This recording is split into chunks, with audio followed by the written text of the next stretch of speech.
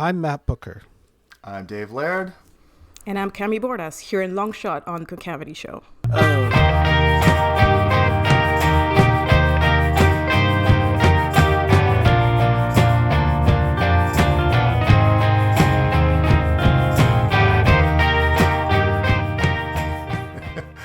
Okay, everybody, welcome to episode 85 of Concavity Show. We are so excited to have you, Camille. It's been a long time coming.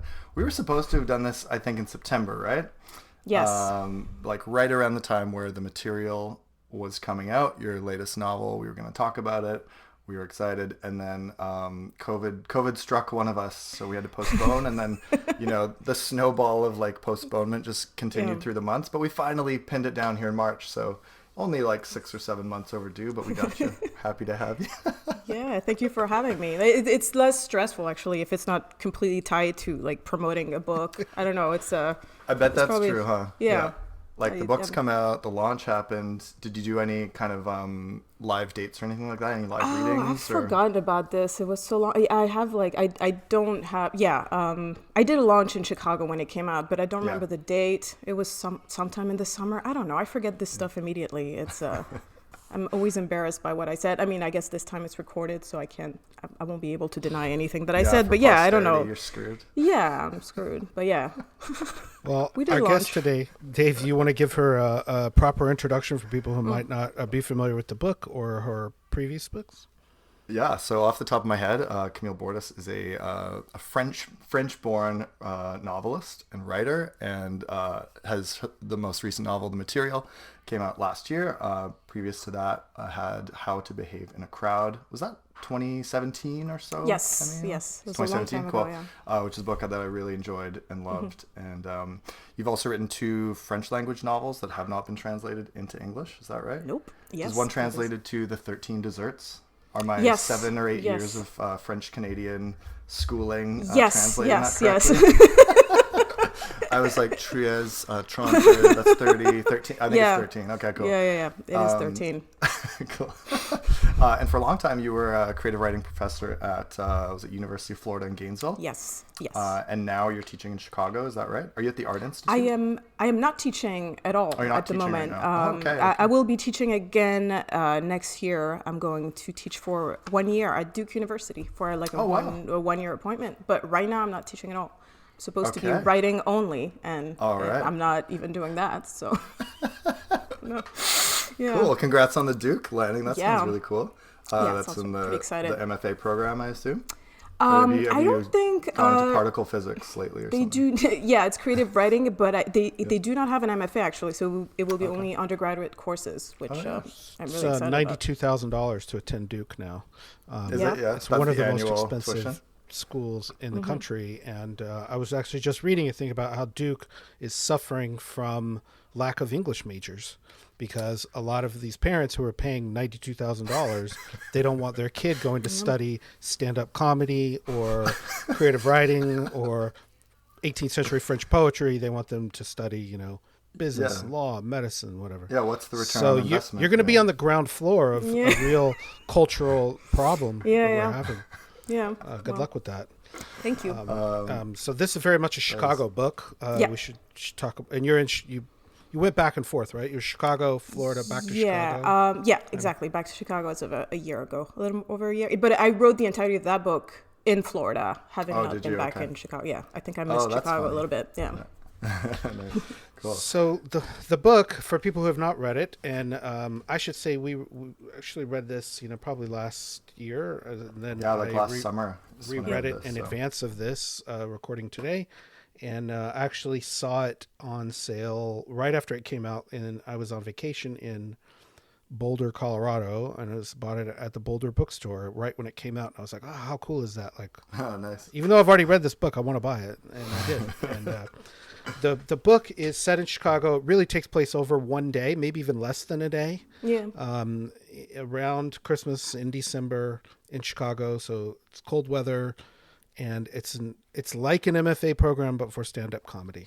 And there's a cast of characters that we get to know, the teachers, the students, some of their backstories. But in general, this is like a slice of life, like a day in the life of these characters, these teachers. And I'm sure for you, it's not a huge leap to go from teaching in a program over here to inventing a fictional program over here. So Yeah. I do want to ask about, that idea of stand-up comedy as an academic pursuit. Honestly, doesn't seem that far-fetched to me. Yeah, no, it's going to happen. Yeah. I mean, it seems like we're on that path already, and maybe it is already happening somewhere, but I'm sure there was a time where it was more far-fetched, but now it seems like plausible. It seems plausible. Well, actually, I wrote the book. I started writing the book when I'd been teaching maybe for only a year at University of Florida, and I myself don't have an MFA. And so to me, just the MFA in creative writing was a sort of fictional project to begin with. I was really struggling. I mean, I wouldn't say I was struggling as a teacher. I'd say, I had a good time teaching, but I was a bit confused as to what was expected of me. So I think, so I don't have an MFA. Those types of MFAs didn't exist in France when I was growing up there or when I was, getting educated. So, and I think with the French, they exist now, I think they have for about 10 years, but I've been here in America for 13. So I completely missed that boat. But when I was in France, when I was starting to write myself around 18, 19, these were not available options. Like, if you wanted to write, you just did that alone and didn't ask anyone, how they went about it. And so I didn't know any writers. I didn't know any young writers. I thought I was alone doing this old-fashioned thing. Then when my first book was published in France, then I started meeting writers and blah, blah, blah. But so when I wrote this book, I was very confused as to how am I supposed to teach something that I've been doing for years, but I've never formally learned. So I don't know if there are tricks or things, lessons that should be imparted on those kids that I just don't know. I don't know the right phrases. And so I think, but the MFA in creative writing is so known here that I was like, it would be better to just transpose it to an MFA that's not that, rooted in the culture, that's very new, and to have stand-up comedians kind of struggling with these questions. They've been doing stand-up forever, but they don't know how to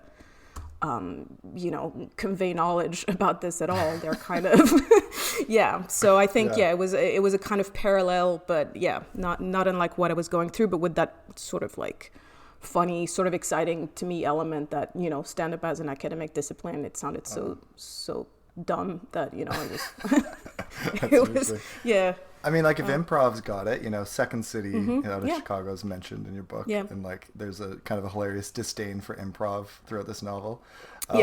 So if they've got it, I mean, why not stand up?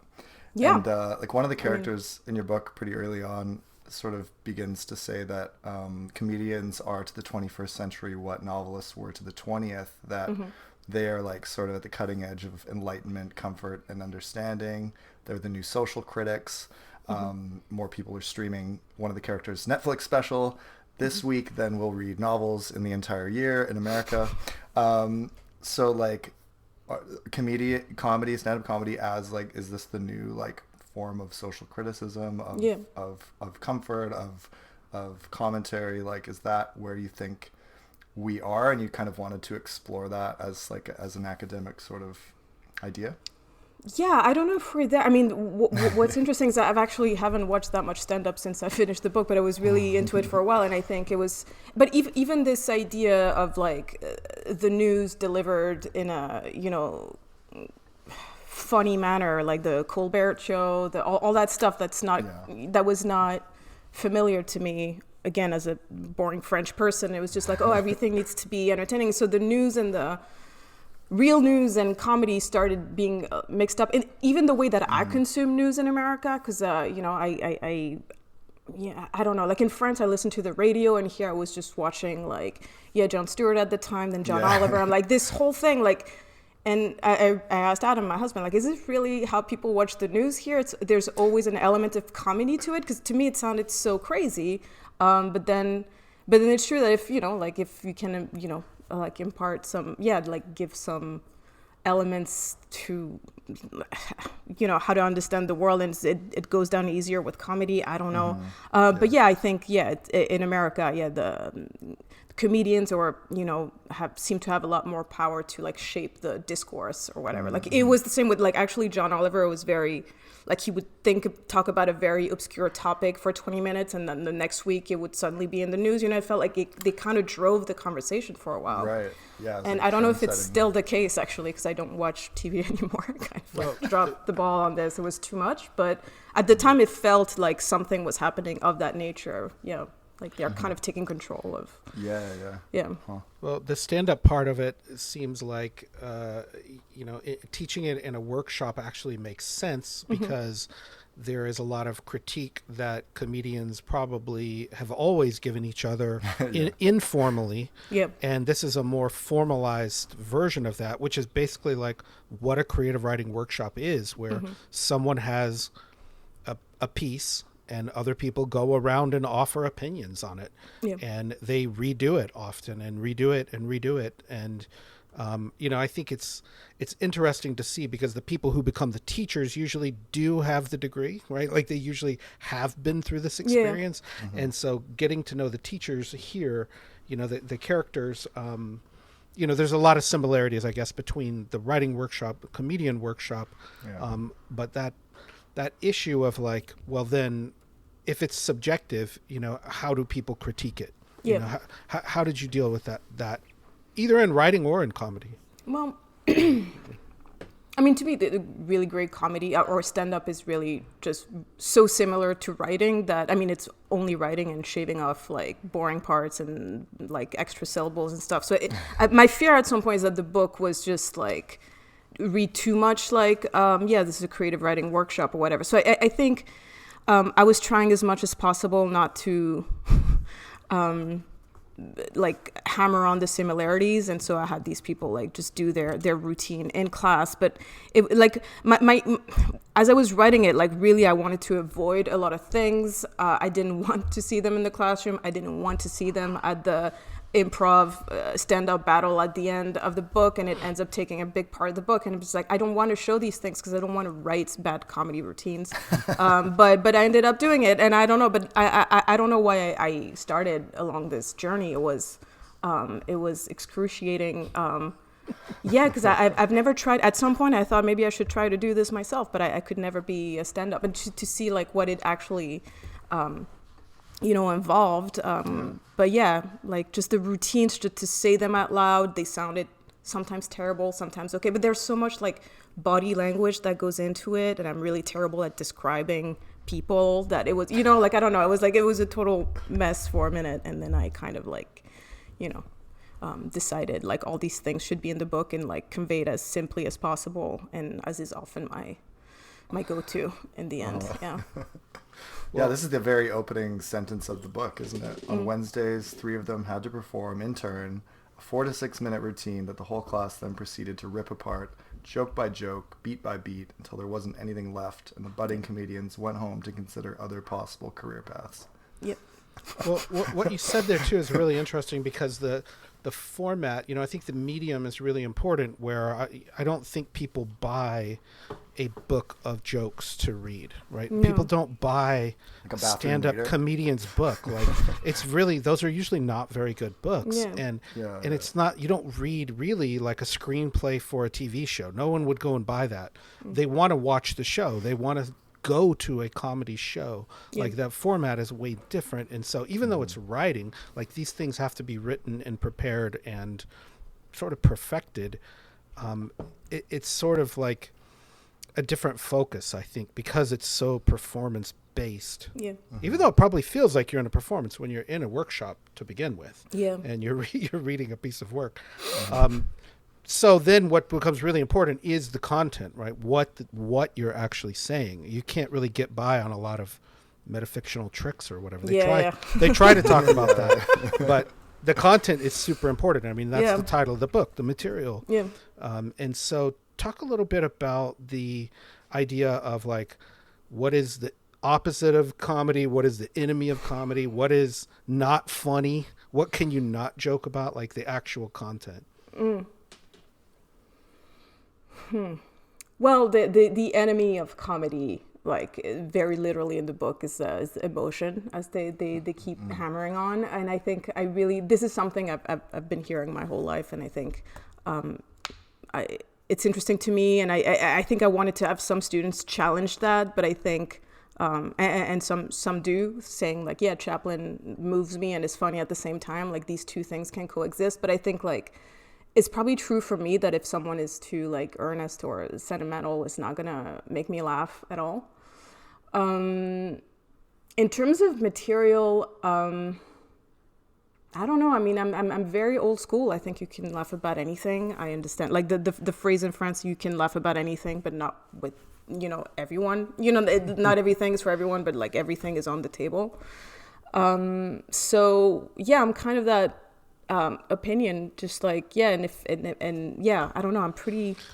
Well, that's sort of at odds in the book with like this academic obsession with, race, gender, class, and like things that are sort of like, oh, well, that's not funny. We can't joke about that. That's off limits. Yeah. But in this case, it sort of can't be off limits in order to be funny. But, you do also broach some of the true comedian issues of like, could you do a Hitler joke? Could you do a rape joke? And do you want to talk about the thought process there of having a man versus a woman talk about some of these issues too? Because like that's a big issue, right? Like the men in the class versus the women in the class in some way. Yeah, I mean, in my classes, in workshop, it would come up as an issue as well, and was really something. I mean, again, like I'm not that old, but these are problems I never thought about when I was growing up. When I was a teen, when I started writing, like to me, the understanding was that I could write about being, I could write in the voice or impersonate anyone, and it was never going to be a problem. But yeah, it became a problem, and I think. I don't know. These are very complicated issues. I think it's always a, what's the word? On case by case basis. I think like if the writing is good enough, I don't care. And maybe sometimes it's gonna be a little bit annoying to me if someone tries to, like if a man will like try to write in first person from a woman point of view, and she's just really like 2D. I don't know. I think the writing just excuses a lot to me. I mean, excuse is not the word, but I think if you're a good writer, you can do anything. But it's so subjective who's a good writer, then you go back to square one. It's like, who's allowed to do this? To me, it's everyone. And then, take a shot, give it your best shot. And then maybe, I don't know. Yeah, I mean, that idea of the material, it's sort of like the raw material, right? Like you take raw material and can you transform it into an object? And in this case, the object, I guess, is literally making people laugh. Like the humor part is important. Like that's what makes good writing is really hard to judge, but what's good humor is often what makes people laugh. Like that's the success metric of it. But is there stuff, I guess, since it's subjective for you, what is stuff that is not funny? Is it mean it's just not well written, or are there just particular things you're like, I just don't think that's funny? Like as a topic? I think it's really the writing, because I was thinking like, even like, fart jokes can be extremely funny. Like, it's just like, I don't think there's a like too low or too high. I think maybe, what's not funny to me, like super, like, or like jokes that that you need to have like 6 degrees in philology to understand, because like some people are like, there's some. I mean, I grew up. My mother was an academic, and there were like some dinners at the house. I was like, this is not fun. Like it's just like these very long words, and you need like 6 references to understand the joke. And I'm like, I don't know what this is. But I could tell that it was funny to them. So yeah. It's like an inside joke. Yeah. I remember talking about this exact question with our friend Rob Short once, Matt, and the question was, "What's the one thing you should never joke about?" And his answer like really stuck with me. He said, "Civics." Yeah.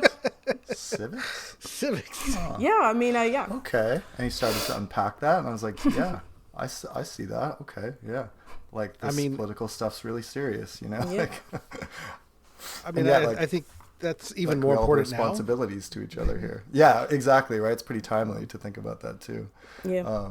This also comes back to a great section of the book, Camille, on page 111 and 12, where you talk about this idea of, or the characters talk about this idea of comedians serving the societal service of taking bad thoughts so like too far, like further than most people are willing to. Yeah. And that like if a comedian doesn't take bad thoughts far enough, that the comedian hasn't handed a clean enough mirror to the audience. I think that's a really great way to capture what stand-up comedy attempts to do, or good stand-up comedy attempts to do, right? Is like show us our own hypocrisy, show us ourselves. Yeah, how disgusting we are, and hypocritical, and I mean it's you have to go pretty far. Like the goal. I mean the goal. I'm not a stand-up comedian, but I feel that if I was, I would want to disturb people a little bit or shock them a little bit. Otherwise, it's just like I mean I could pun for like an hour and a half, but like that's like no one's paying $100 a ticket for that. I actually went to see Aziz Ansari this weekend in Vancouver, and he had a really great opener named Ricky Velez, who I'd never heard of before. Have you guys heard of Ricky Velez? He's a Puerto Rican American comedian, and like some of the stuff they talked about went really way too far in a way that they were almost like, oh yeah, I'm in Vancouver, British Columbia, Canada. That joke is probably like less funny. Like the joke about 4 gay dads is less funny here than it was in like, I think was he from the Bronx or something like that in the 90s. Like that joke killed, and now it's like the sort of cultural climate has changed, and like maybe I can't go that far anymore to make that joke, Yeah. I wanted to ask you about the specific character in the book, Manny. So they're bringing the department. This happens all the time in creative writing departments, right? Where you're bringing in kind of a star writer, a name, maybe a published novelist who's everyone's looking forward to having for a year at their Harvard of the South.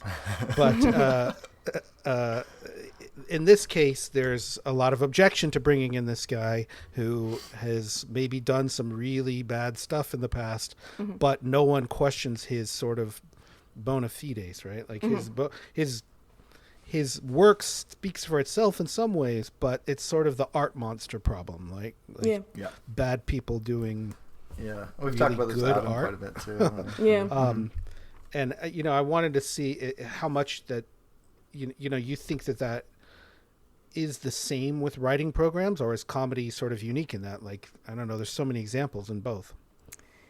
Yeah, I mean, I think comedy maybe is unique in that is what you were saying. Like, it's so easy to measure its success by how many people are laughing, and I think it's easier to turn your back on a writer in some way. I mean, first of all, writers don't have that kind of popularity. Like the numbers are not similar, but I mean, I think it's easier maybe to deny. I mean, I think it's hard to agree on what's a great novel, who's a great important writer, but it seems like people kind of agree on who the great comedians are. Like it's very immediate. You see how much they if they sell, if their shows are sold out, if people download their, like it's very hard to, to deny that people love them and just want to hear what they have to say.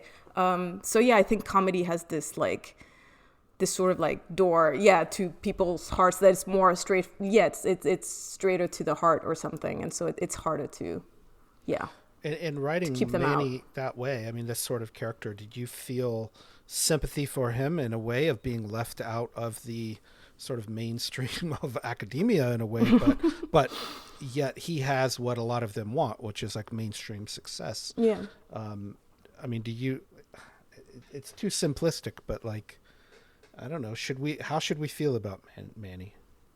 Oh, I mean, I mean, I have sympathy for all of them. So, I mean, I always want to find a way to, I mean, I don't want to redeem them. I want to be honest about who they are, but I think, it's just like to understand how they got to the point that they got to and like, deal with it. It's not like, I mean, I don't know.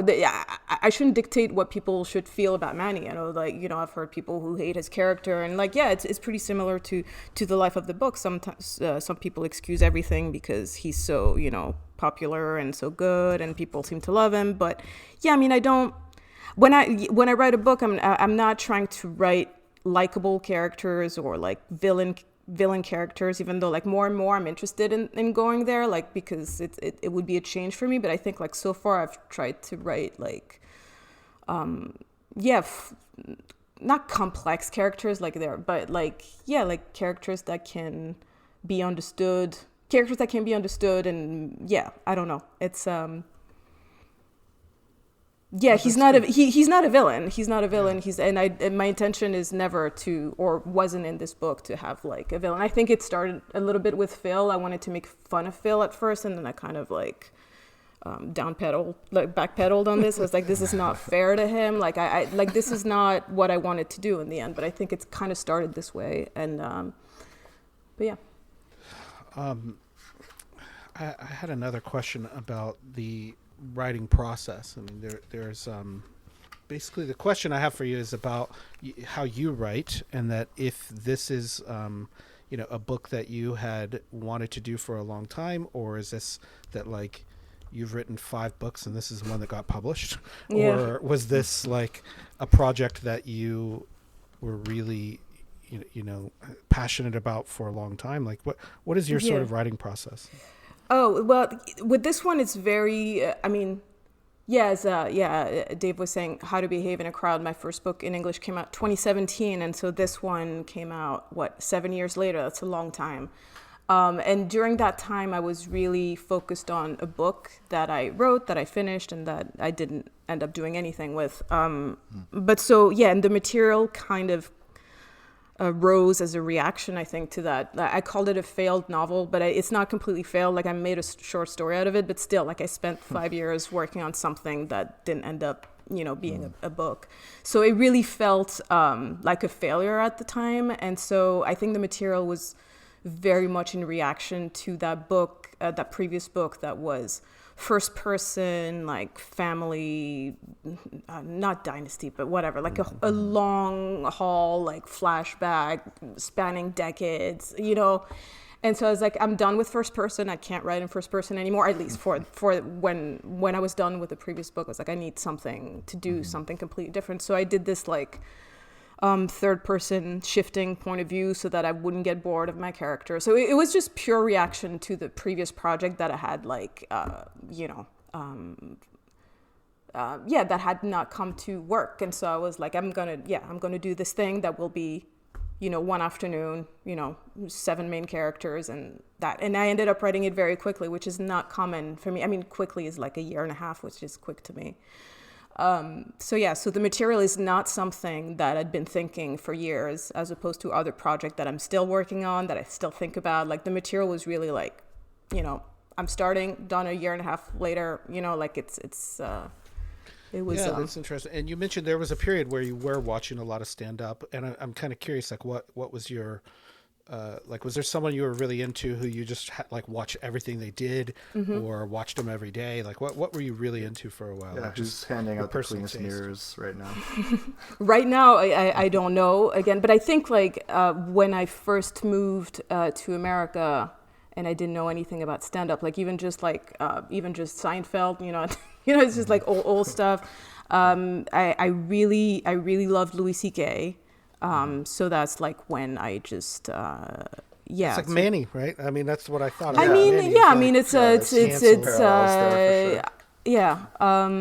And Bill Burr is really hilarious to me. Dave Chappelle, Sarah Silverman. And then I watched a little bit of Michelle Wolf, and I don't know, I feel like while I was writing the material, those are the people I was watching. And then I was still on Instagram at the time, so I kept being shown clips of up and coming comedians that I'd never heard of, and often they wouldn't even give their names, which was crazy. So I had all this new scene of American comedy. So but yeah, it was insane to me at first. So when I first moved here, 2012, and so these were, I didn't really know about stand-up, and it seems like such a crazy thing to do to yourself, right. I always, even as a kid, made fun of writers or who would say that, what they do is so brave and dangerous. I'm that's, you're writing something, you're not there for the reception. I mean, you're there, but it's delayed response years later to what you did in your office alone. Like you had all this control. And now you have to talk about it on a podcast. And the reception also is usually in print too, right? Yeah. You can pretend you haven't read them. Non-controversial sort of. You can pretend you haven't read them, and then if you're on stage, you cannot pretend you don't hear the silence. Like it's So yeah, I think it's feedback. It's a crazy thing to do to yourself, I think. Yeah. Well, a lot of the comedians you just named, I mean, starting with Seinfeld, a lot of that is like kind of observational humor, right? And so some of that, I think of it differently than like the news commentary or the sort of intellectual comedians who, are trying to, I don't know, do something, or even like what Chappelle's later career has been, which is a lot of like a mixture of stuff that is commentary on news plus observational humor plus like doing everything. And so I think that's a really interesting comparison, because whenever there's a character in here, one of the students who I really identified with, Artie, and Artie, is he the really handsome one, Matt? He's not that funny. That's why. He's kind of a sad sack. Well, he has a crush on this girl who doesn't really like him, and it helped me reading the book to visualize him as Artie Lang, who is a comedian formerly on the Howard Stern show, kind of like raunch humor. And the same with Kruger, who is one of the teachers, Ben Kruger, and I was like, just call him Freddy Krueger in my mind. So it helped me to visualize him as Freddy Krueger. There's a lot of great names in the book too. I really like the chair of the department is named Theodore Sword. I think he's an interesting character for sure. Yeah. And it's sort of like writing where a lot of the teachers, they're just doing this for money, I think, or it felt like there's a comment in the book where it's like, being a comedian is just like any other job. Like it's a job. And would you say the same about being a writer or what you've seen in writing programs? Well, here I would say, I mean, it's not, in America, you have the possibility of making, having a writing career and also like have a regular income and health insurance while like, making, while teaching. So but in France, like, and before I moved here, I really thought I would be in France for the rest of my life. And the understanding was that I would never have a career and I would never make any money. And it was not a possibility, really. I mean, every writer I knew in France had a real job. Most of them were like math teachers, really. Weirdly, like one of them was a surgeon, like, or French teachers, or like worked in hotels. Like it's understood that it's not a job. It's like something you do out of passion and you don't expect anything out of it. I think like, probably in France, like Welbeck and Carrère and Delphine de Vigan. So some people make a living out of writing, but the rest of us, like it's just they have a second job and it's not teaching writing. So I mean, it depends what we mean by real job, but it feels like my job here in a way that can be very depressing sometimes, because sometimes I don't want to write. And so I'm like, if I don't write, and what is my, what's the justification for my teaching? Like it's all like, it feels so tied now that it feels like, what if I take a 5-year break from writing? Like, am I still allowed to teach it? And so it puts all these questions on a practice that is supposed to be, not pure fun, but just like something that, you write out of necessity. Like, do I really have something to say right now? Or should I just like, just write a book for the sake of writing a book, which I haven't done and I don't want to be doing. But there's always this fear, like I'm 38. What if in like, like 5 years I realize I never want to write again? What's my job? So I don't know. Identity. I mean, it's in some ways it's really nice what it like the possibilities that it has given me here, and in others I'm like, well, if it had never been my job, had I stayed in France, like, it would like. There's so many questions about this. Would I have written the same books? Would I be writing at all? Like, it's all these questions, just like, like the fork in the road. Camille in France, Camille in America. What kind of writer does that, produce? So yeah, I don't know. I do worry. I mean, there is one writer we've interviewed on this show who later admitted in print that he like ran out of ideas for books, and he was just like, I think I'm done with this. Yeah. His name Is it rhymes Philip with Roth? Steve Erickson. And this happens too, like with Billy Joel, who hasn't written a new song in like 40 years. Oh yeah, I think I heard that recently. And it is possible, but I think with comedians, it's probably a lot of the similarities, very similar in that if you're an actor or a stand-up, that's not your main job. It's something you do at night because it's your passion, right? Like you need this other job to actually live, but that's not your passion. And then that seems like very common in any sort of artistic pursuit, maybe. But maybe there's more successful comedians to emulate than there are. Like a successful writer would be one of these guys teaching at the the program, right? Like that you have a job that pays you to ostensibly do this. But I don't know. There's just so many similarities between the writing world, the comedy world. That's part of why I said it doesn't seem like that big of a leap that they would already have this. Right. Could you talk a little bit about the title of the book? Like, was it easy for you to come up with the title? No, it wasn't. Titles are immensely difficult for me. They never appear. Like I always think, oh, it's going to appear at some point. Of course, the book is going to tell me what it's called. and I actually no, it was called something else when I first finished it. It was called In Long Shot, which is the name of the second part of the book. After the Chaplin quote. And I mean, and then people would ask, like, first of all, I think it didn't, like, probably someone at Random House didn't like it. I don't know who, I don't know. But I realized myself when people were asking me, like, you're done with the book, what is it called? And I would say In Long Shot, they always ask me to repeat it. And so I'm like, this is not a good sign. Like, this is not sticking. It might be my accent, it might be something else, but it's not a memorable title. And then as always happens with title, I just like looked for, I probably went through 100, and then one day I just woke up and I thought the material, and it felt right. And now there's another question, like I've just translated the book into French for a French publisher, and now like we're back to the same question of titles because you can't, it doesn't translate.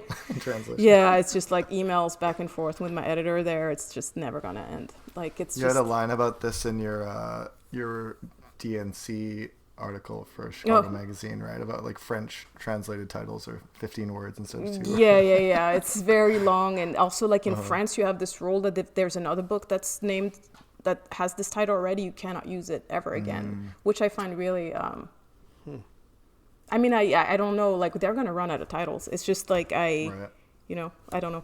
I don't know why that rule exists, but it limits. It's limiting me considerably right now. So yeah. Right. Yeah. And it does seem almost philosophical to me. Like maybe it's different in French. Maybe it's like Derrida, like materiel. But there is a part of that. I also think there's a fair amount of philosophy in the book. For sure. There's part of it towards the end of the book that I want to read from that I want to ask you about. I really like this part. And it's Manny, and he's looking at Dorothy. They're in the nightclub at the end, and he says a brutal sadness washed over him. She hadn't gotten fat or too wrinkly. She hadn't done anything stupid with her hair, but she'd aged undeniably. And though he'd had an hour to take this in already, it hit Manny with blunt force only now that he was looking down at her, the irreversibility of it.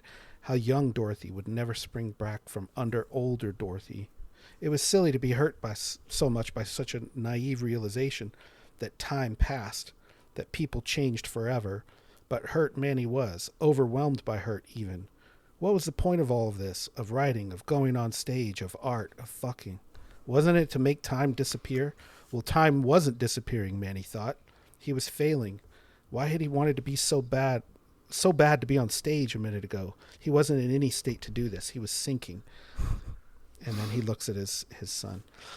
And I absolutely love that coming together, a sort of epiphany for him at the end. But the bit about making time disappear, you hear that sometimes from writers about the act of writing. And I think here Manny is comparing that to being on stage. But for you, what makes time disappear? Oh, it's not writing. It's like hell. You established that, yeah. No, I mean, I think I think we have this conversation on occasion with friends, and yeah, some don't believe me or another writer who thankfully is on my side on this, that we've never been in a flow state. Like, it's very difficult all the time. But what makes time disappear to me is reading. Like, it's the only thing that does that. Sometimes swimming, but like really I need to be in great shape for like to forget to count the laps, you know? Mm-hmm. But no, it's reading. Like, it's the only time portal that I have found, which sounds like very, ridiculous. But like, since childhood, I think I was a very bored child, and I discovered books. Like, that's how you get to dinner time. Like, it's just like, that's, you just lose yourself in that thing. That is fucking brilliant. And I agree 100%. In fact, last night I was reading a book and I said, I'm going to stop on page 90 and go to bed. It was late. And when I remembered to stop, I was on page like 100. It's and beautiful. I was like, oh shit. See, yeah. It didn't even occur to me to check the page number anymore. Yeah. But that the point of all of this, that making time disappear, looking back, like the time of it, that, can you talk a little bit, maybe you've already answered this question, but about both setting it all in one day and also at Christmas time? What was your thought process on that? I think Christmas time, I just wanted it to be a bit cold, but then it's just like, I mean, there would have been other options to do this in Chicago. It could have been graduation day in May, and it would have been -20 and people would have bought it. It does happen.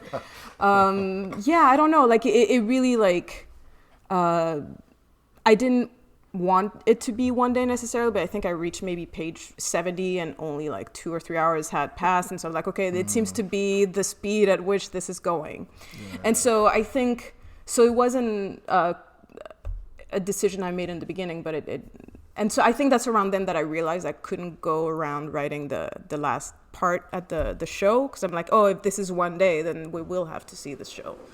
But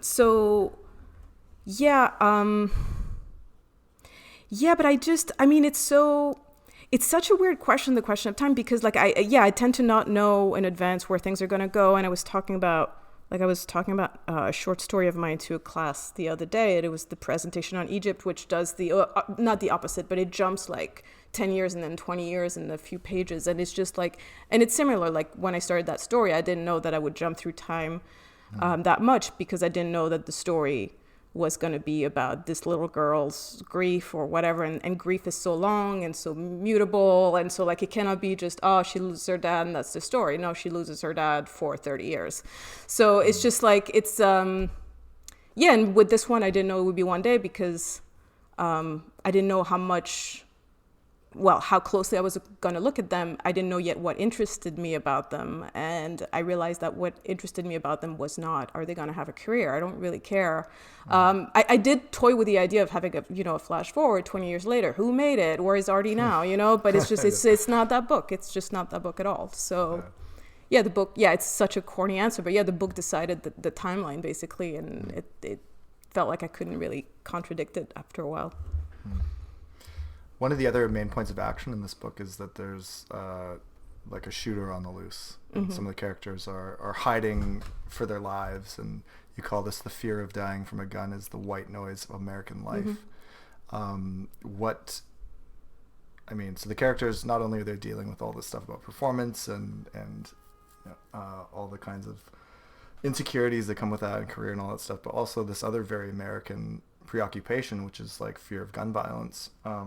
Is like, obviously growing up, that was probably not a major thing for you. No. Like, it wasn't a major thing for me.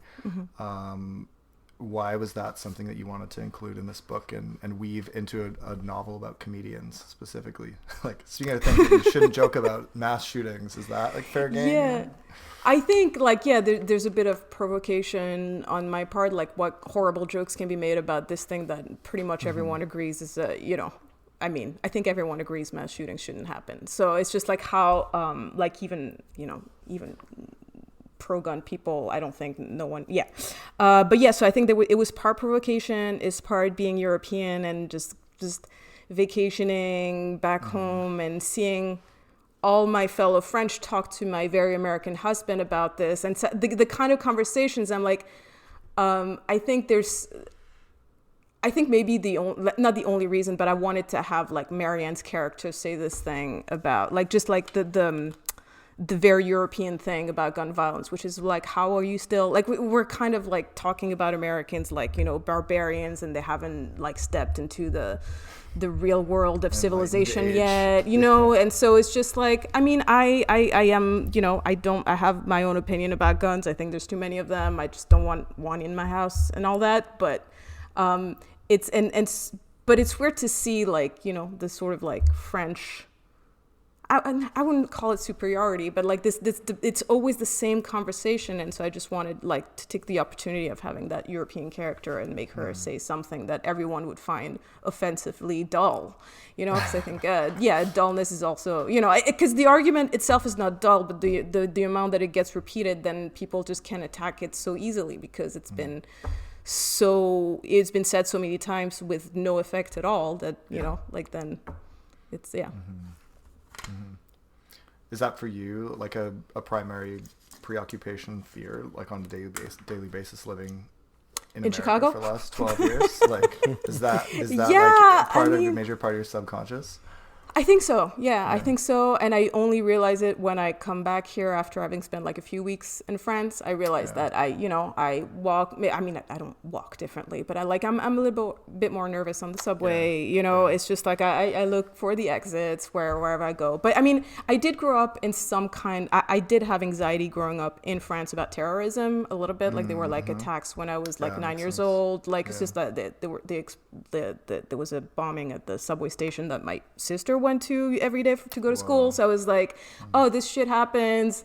Then 9/11, you know, like I was kind of afraid, but it was just like, it was more like you can't do anything about this. Whereas it feels like you can somewhat protect yourself from gun violence if you're looking up. I don't know. Like it's a ridiculous like childhood thing. Yeah, I don't know. I would legislatable than like random terrorist acts maybe. Yeah, I don't know. Maybe it feels more solvable.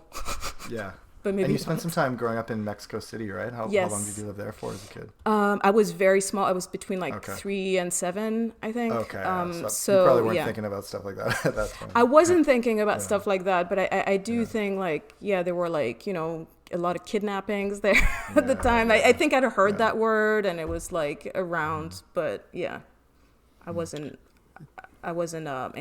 so anxious back then. I just loved it. Everything was great. Yeah. Well, Mexico City's amazing also. Yeah. It's one of my favorite what a cool place cities for sure. Yeah. It's so lovely. I wanted to go back to ask about the workshop stuff, and you know, there's sort of hypothetical question, not a rhetorical question. That's what I'm thinking of can, you know, writing be taught? Can comedy be taught? And I think if you're asking that, it's probably no, but yet there are otherwise you wouldn't be teaching those classes, though, something. So like, was there something that you did learn or find valuable from sort of the process of trying to teach creativity? I did, which I think, again,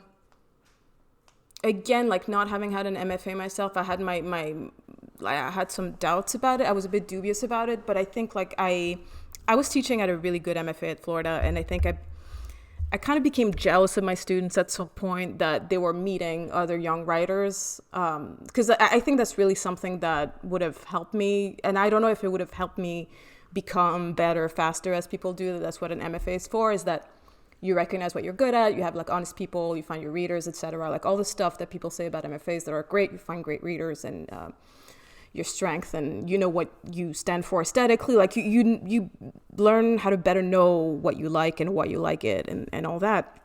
And I think I may have lost a little bit of time. I think I would have benefited from like meeting people my age interested in that thing, because I felt very alone, and it was fine, like not in a sad way, you know. I was not, I'm all alone, no one understands me, but it's just like, I'm just like, I was pretty sure everyone thought it was dumb to be writing at 19, like, you know, with like I don't know, it's just, so I think when I saw these kids just having a good time in workshop, even though sometimes I'm sure it was hard for them to hear certain things, I was like, it was often a very good group. And so I don't know, I had like some like corny like jealousy. I mean, not jealousy, but I was envious. I was like, this is nice. They're really like learning something. I don't know if they're learning it from me. I don't know if they're learning it from each other, but they're kind of seeing themselves as doing a valuable thing that is not, because no one encourages anyone to become a writer, right? So I'm like, these kids, like their parents didn't say, please go get an MFA in creative writing. So I'm like, these guys just came here and found each other, and now they probably have a little bit more confidence in what they're doing,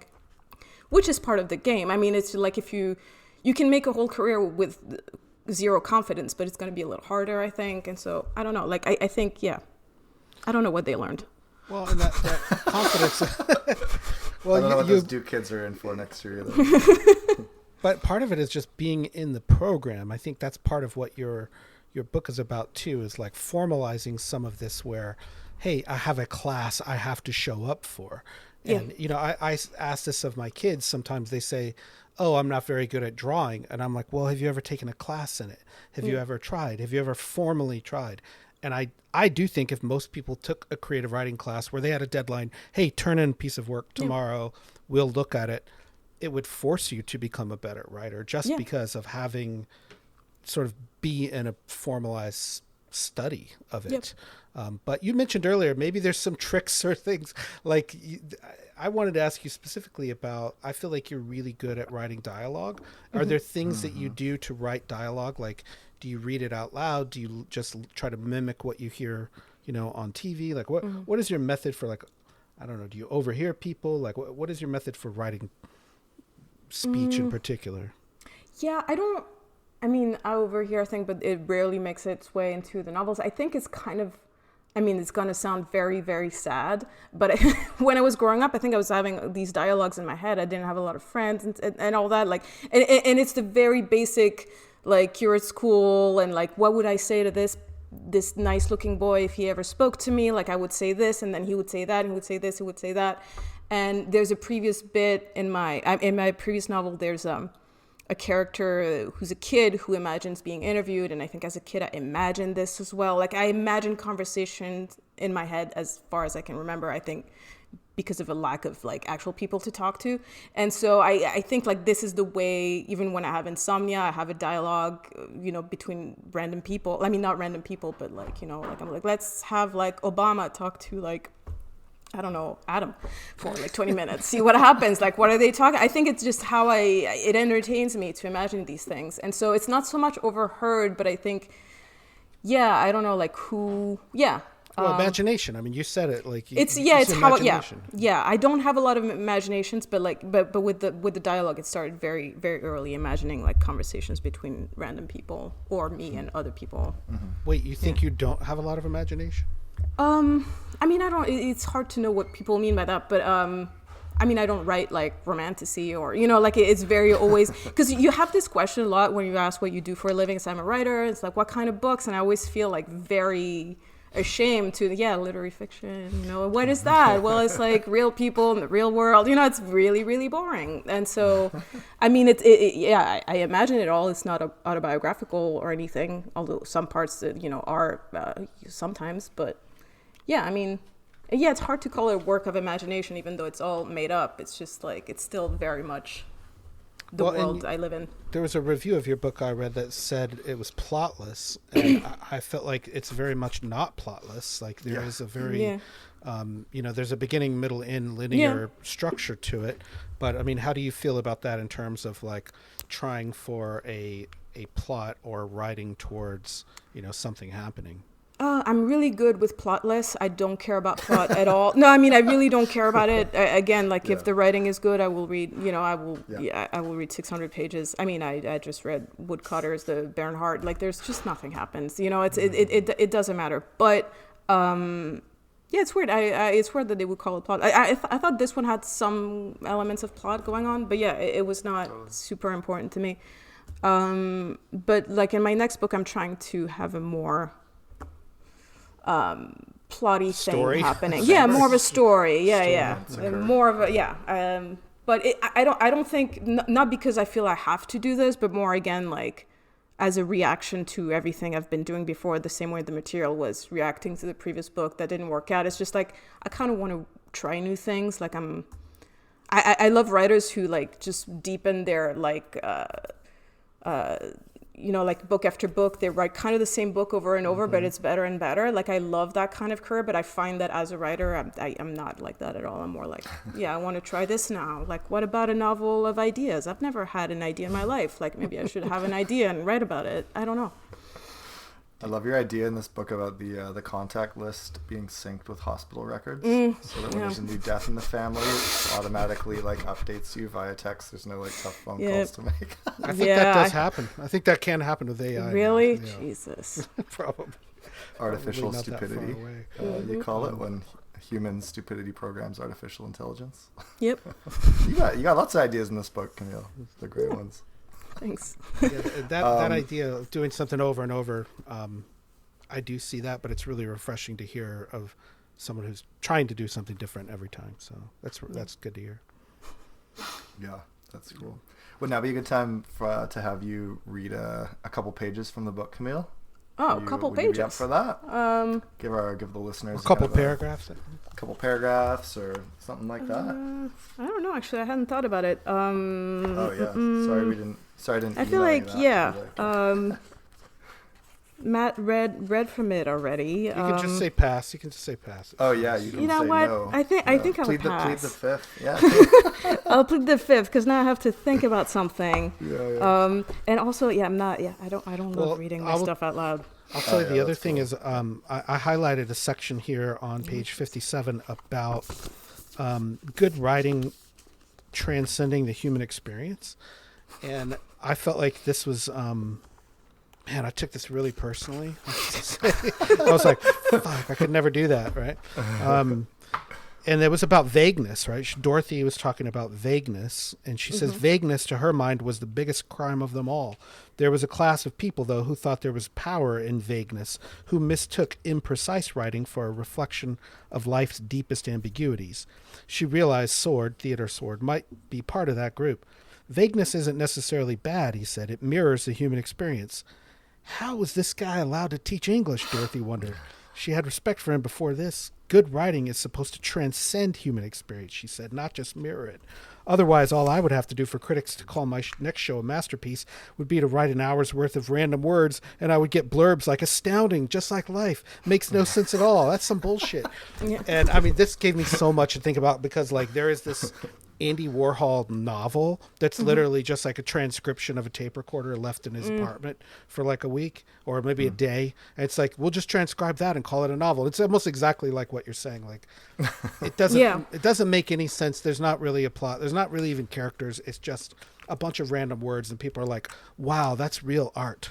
You know, he's not really even expressing or communicating anything, right? Like it's better when you read from the book. I prefer it. Like no, but that's like actually, that's a good passage. I like that passage. I wouldn't have thought about reading it because I don't remember. I try to forget immediately once I write something.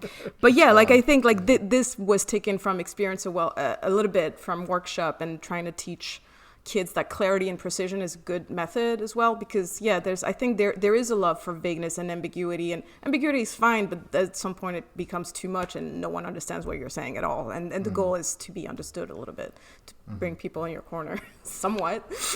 Well, and that vagueness is also expressed often in cliches, and I think this is a way to get people to revise their work that is to think about it again. Is there a better way of saying that? Is there a more clear way of saying that? And I think that's what Dorothy is objecting to here. But there are other people, and I was thinking of this like awful poet like Rupi Kaur or something that's just like, here's 3 random words. It's like, what is love? And it's like, that's not a poem. That shouldn't be published. Right. Yeah. Baby Don't Hurt Me. So anyways, I think that there's this interesting philosophical bent going throughout the book in the guise of humor, which also makes me think of Wittgenstein, who had this line about, nothing serious can be expressed except through like jokes and humor.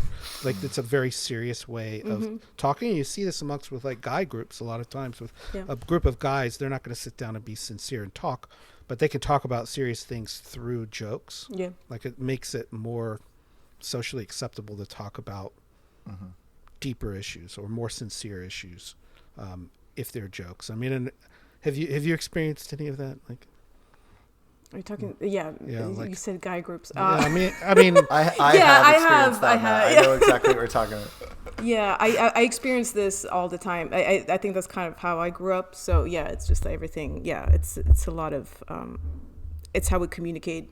It's very like gallows humor. Like when things are horribly wrong, there's no way to, see things in a positive light. We'll just like joke about it. But yeah, that's very familiar. And a little bit related to that is things that other people might not find funny is a lot of just really absurd humor, where it's like you either get it and you think it's hilarious, or you just think it doesn't make any sense. I can't like make the sense Andy of Kaufman. Andy Kaufman. Yeah. Exactly where I'm going with that. Yeah. And that's such a unique thing with comedy in particular. I feel like, I don't know, what is that? Is that something deeper in our brains that just connects with that, or is it more intellectual? Like, I don't know. Yeah, I have no idea. I think like I would have been on it's a more intellectual thing that's happening that escapes me, kind of like what I was talking about at the beginning. Like it felt like the first time I saw Andy Kaufman, it sounds like there's something there I'm not getting because I don't have all the information, or like there's something that is not. And so to me but weirdly, I started then loving him. Like like 5 or so years ago, maybe, as I was writing the book, I read, I didn't do much research for the book because I wouldn't even know where to start. But there's this writer I love, Julie Hacht, and she wrote a book about Kaufman. She met him when he was like playing at her high school, I think, and she started interviewing him, and it's crazy stories, and I started watching his bits on YouTube, like on the David Letterman, and they made their way into the book because I thought like they were really moving to me and hilarious. Like, to go back to the enemy of comedy is emotion, I was like, I feel like then maybe I got older and softer. I don't feel like I understand him better, but it gets to me now. I don't know what happened to me, but yeah. But yeah, at the time I was like, what is this? This looks like something for intellectuals or for, I don't know. No, it's a weird mixture of high and low that I don't think we see very much in a literature equivalent. Like, I can't think of a good equivalent that is popular enough to be, on the David Letterman show, but absurd enough to be sort of appreciated by sort of people with pretty refined comedic tastes. Yeah. George Saunders? Maybe, I guess maybe he would be like... I don't think he's that funny. His writing, his stories are funny. Like, they're so off the wall. Like the premises, I just don't think it's a good equivalent to Andy Kaufman. Oh, okay, yeah. I'll think about that one. Now I wanna come up with something. But yeah. David Sedaris, maybe. Who? Is he funny? David Sedaris. David Sedaris. I mean, he's pretty just straight humor. I don't know that there's a Kaufman expert. But I feel like this does come up all the time with comedy and comedians that are, a lot of people like just don't get it. And then there's other people who are like, this is the best thing ever. Yeah. And it really resonates in a way that, I don't know, writing is it's a little more, it's just not a good analog. I don't know. I haven't put much thought into that question, to be honest with you. But now I want an answer. I'll think about it. I'll think about it. No. Dave, anything else? That was the end of my question list, and I have I think I have. I mean, I have probably a good one to sort of finish on is like this is the first recording that we've done since the presidency changeover, because we recorded with our last guest prior to the election, or prior to the inauguration. Thinking about going into teaching next year again, Camille, and if you're working on writing projects, do you think like now does your emphasis change at all when it comes to like how you talk about writing? What is the goal of fiction? Do you think that like the political climate makes you want to approach these topics in some kind of different way, or is the job of fiction to just be like, there's nothing new under the sun, we're always writing about the human condition, presidents come and go. Yeah, I mean, definitely stuff is- presidents come and go. I want, like, if there's freak out in the class, I would definitely want to, like, try to reassure myself at the same time. But mostly in class, like, as you were saying, like, the goal in class, like, we never talk about politics. This is not the place for this. We're just talking about writing and about the text that's on your page. Like, if the short story is about Donald Trump, we'll read it, and like, but if the debate erupts around Trump policies, then we won't talk about that. I will just steer the conversation away from it. But I think the larger question is the question of, like, all that presidency might mean for the arts and for, like, is it a viable career? And as, like, Dave was saying, like, the English major is kind of, like, shrinking, and I think, like, my job is in part more to, like, assuage, like kind of temper that anxiety that might exist there, even though it's not like, I don't know, there's the threat of AI on writing as well. I feel like these are more probably questions that freak out the youth who wants to write the next great American novel more than the president, whom, as you say, is gonna, like, go or, like, die, or, like, it's gonna change at some point.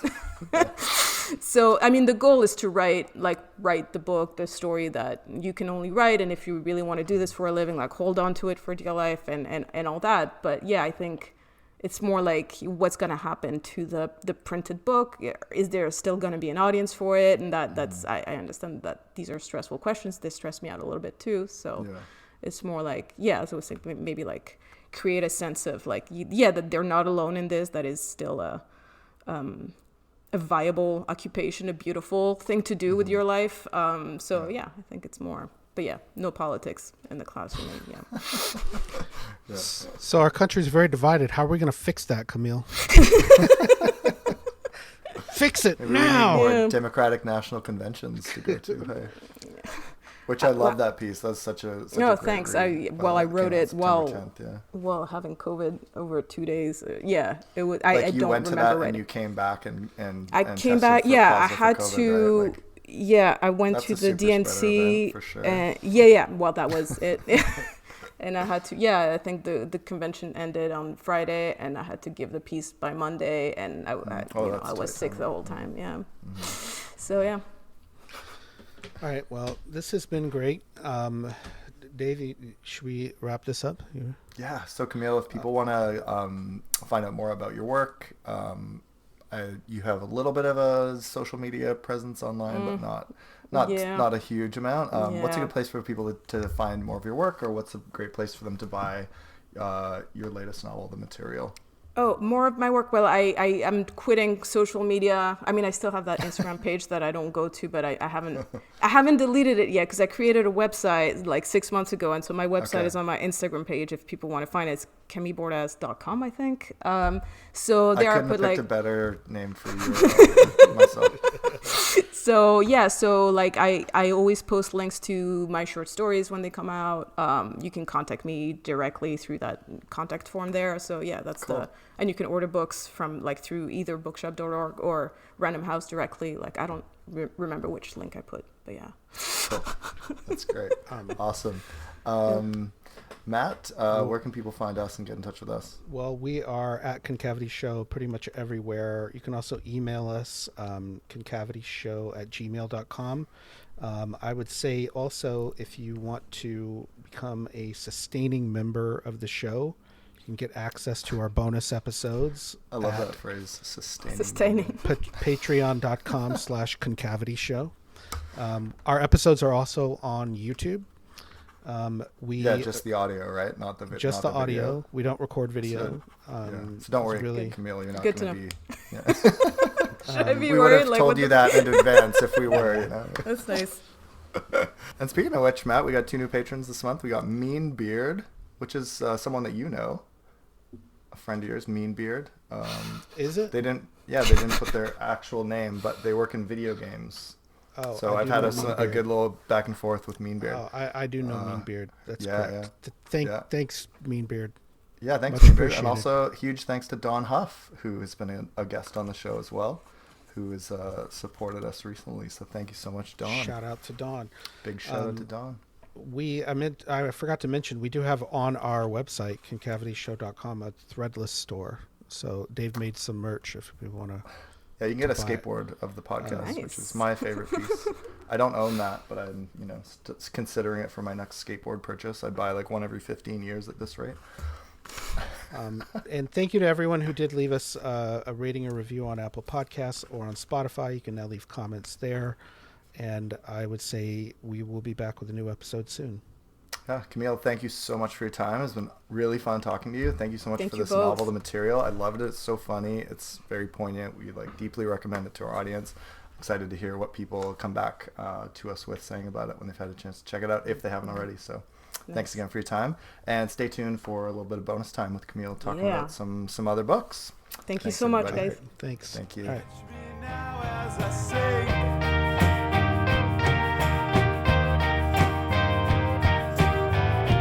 into darkness, I thought to be extinct.